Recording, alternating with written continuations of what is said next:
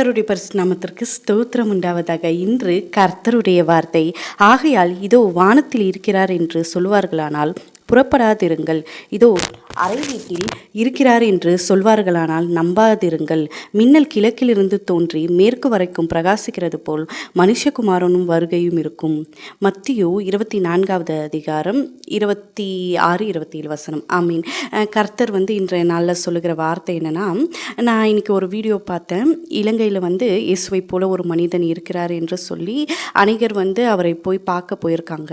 இது மனுஷகுமாரன் வருவதற்கான அடையாளமாக இருக்கிறது. இங்கே ஒலிவு மலையில் சீடர்கிட்ட சொல்கிறாங்க, உங்கள் வருகையும் உலகத்தின் முடிவும் என்ன அப்படின்னு சொல்லி கேட்கும்போது, அப்போ ஏசப்பா சொல்கிறாரு, என்னை போலவே அங்கே இருக்கிறாரு இங்கே இருக்கிறாரு கர்த்தர் அப்படின்னு சொல்லுவாங்க.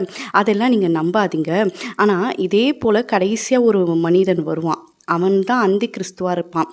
அவனும் கர்த்தரை போல எப்படின்னா ஒரே நாமம் உள்ளவனா, எல்லாரும் வணங்கத்தக்க அப்படிப்பட்ட ஒருத்தன் வருவான். அதுதான் இது அடையாளமாக இருக்கிறது.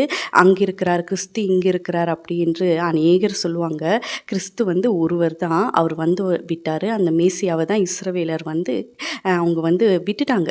அவரை விட்டுட்டாங்க. அவர் ரோமர்கிட்ட விட்டுட்டாங்க, புறஜாதிக்கிட்ட விட்டுட்டாங்க. அவர் வந்தார், சிலுவையில் அறைந்தார், முடிந்து விட்டது. இன்னைக்கு அவர் ராஜாவாய் வரப்போகிறார். வருகை மட்டும்தான் இருக்கும். அப்போது அந்த வருகையில் நம்ம எடுத்துக்கொள்கிறவர்களை காணப்படணும். அதனால் கிறிஸ்து இருக்கிறாரு, அங்கே இருக்காரு இங்கே இருக்காருன்னு சொன்னால் அதெல்லாம் அடையாளமாக இருக்குது. அதை நம்ம நம்பக்கூடாது. ஏன்னா கர்த்தர் ஒருவரே, அவர் மட்டும்தான் பிதாவாகிய தேவனாக இருக்கிறார்.